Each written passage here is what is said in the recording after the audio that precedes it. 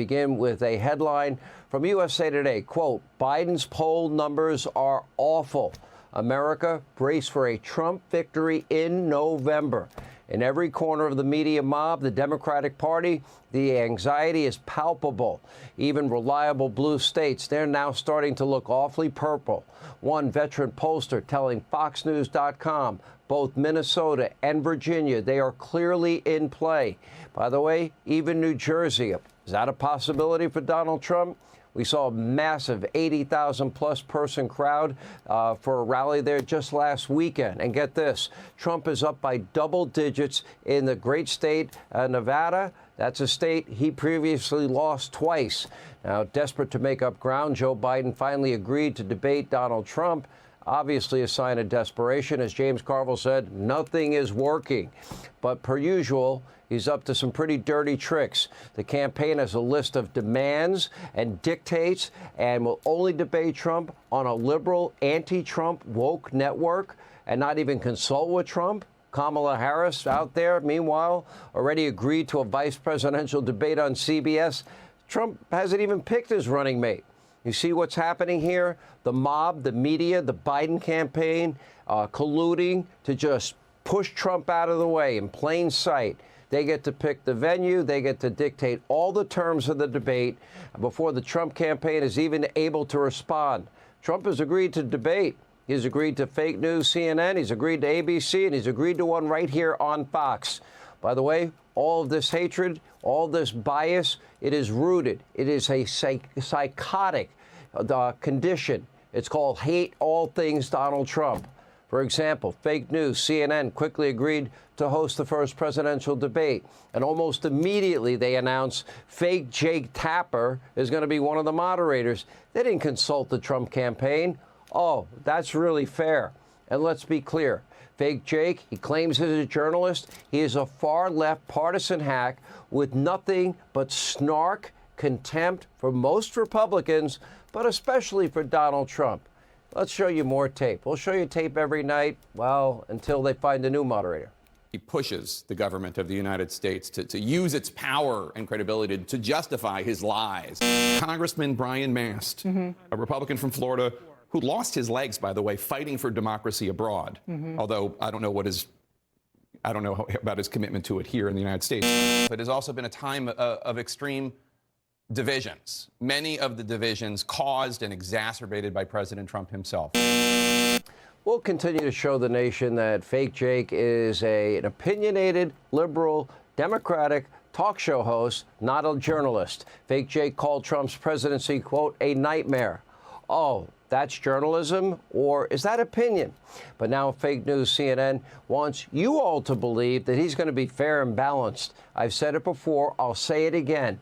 Fake Jake should never be allowed to moderate a presidential debate, and Donald Trump has to have a say. That's the way it's always worked historically. Trump will not only be forced to debate Joe Biden, but if this happens, he'd be debating Biden and an abusively biased leftist talk show host by the name of fake Jake Tapper. He pretends to be the journalist. He's not. Of course, Biden needs all the help he can get. His cognitive decline is a big focal point in the election. By the way, you can't have notes and you can't have a teleprompter in a debate, Joe, in case you're trying to maybe sneak that in, too. Oh, and the networks, they're not allowed to put up on the screen, these are the real facts, and get in their opinion to help, bolster your failing debate when they shut off Donald Trump's mic. Anyway, during a speech today from Biden in D.C., Joe didn't exactly help his cause. Take a look. Well, I'm from Delaware, so I go along with Delaware State being the best HBCU. Kamala keeps saying it's Howard.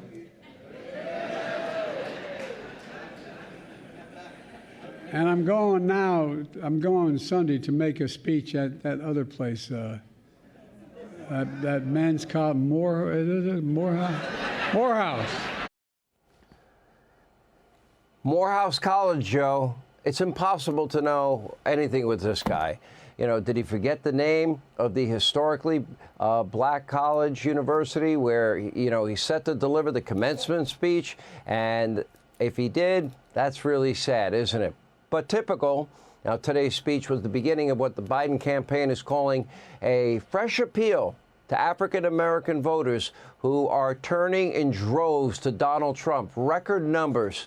But instead of addressing issues that are a top concern, let's see, the economy, inflation, Biden is vowing to raise taxes and force Americans who did not go to college to pay off student loans enjoyed by those who racked up debt, with 1, 2, maybe even 3 degrees. Take a look.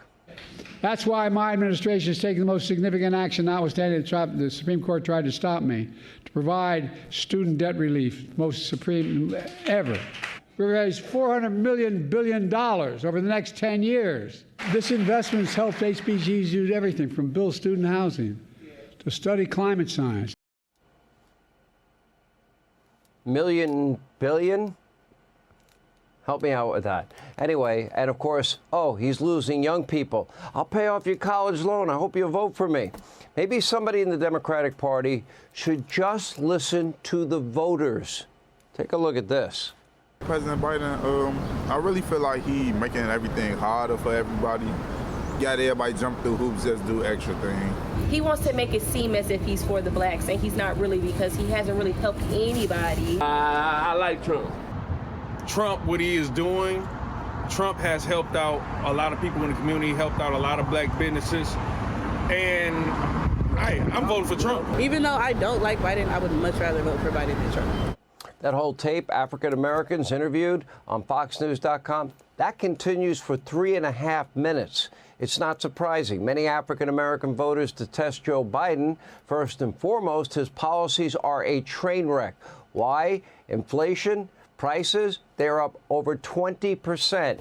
You see what's happening with unvetted Joe Biden illegal immigrants, coming from our top geopolitical foes. Yeah, they're also taking resources away from you, the American people, your resources.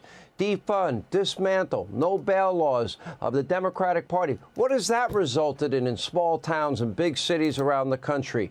Violence and chaos everywhere. We have 2 wars, war in Europe, war in the Middle East, and we could go on and on. But your president also has a terrible history with African Americans, and I feel like I'm a voice in the wilderness. Nobody ever wants to talk about it. The only person that ever did, interestingly, in a primary debate, was Kamala Harris. As a senator, Joe Biden, he worked side by side with segregationists, even bragged about that part, in this case against busing and integration of public schools. Remember, Joe Biden said he didn't want his kids to grow up in a racial jungle. His mentor, his friend, his words, in the Senate was the former Klansman from West Virginia, Robert KKK Byrd. But that didn't stop Joe from lying and telling everybody that he was actually a civil rights icon, even made up a story about getting arrested in apartheid South Africa while supporting Nelson Mandela. It never happened. Remember in 2020, pearly white Joe Biden even seemed to think that he alone could decide who is really, truly African American, black in America. Remember Charlemagne the God? If you don't vote for me, well, you ain't black. Wow. And that's not all. Take a look.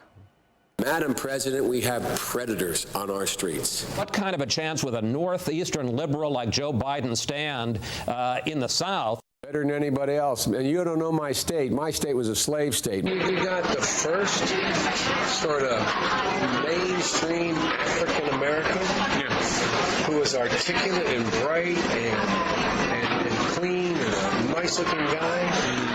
That's a storybook. They're going to put you all back in chains. Poor kids are just as bright and just as talented as white kids. We got more questions. You got more questions, but I tell you, if you have a problem figuring out whether you're for me or Trump, then you ain't black. I love this. For the first time ever, articulate, bright, and clean. That's storybook, man. Wow. Anyway, instead of actually improving the lives of African Americans, Joe Biden is hoping to win back their vote with sheer politics, fear-mongering, pandering, and, of course, the big lie, Republicans are racist. Really? With that track record? Unfortunately for Joe, he can barely string 2 sentences together without getting lost and dazed and confused. As we mentioned at the top, Democrats, they're in full panic mode. You saw James Carville. We played it many times. Nothing they're throwing at Trump is working. Nothing. And as the very real possibility of a second Trump term now comes squarely into focus, well, things are not going well for Joe. Hey, Sean Hannity here. Hey, click here to subscribe to Fox News YouTube page and catch our hottest interviews and most compelling analysis. You will not get it anywhere else.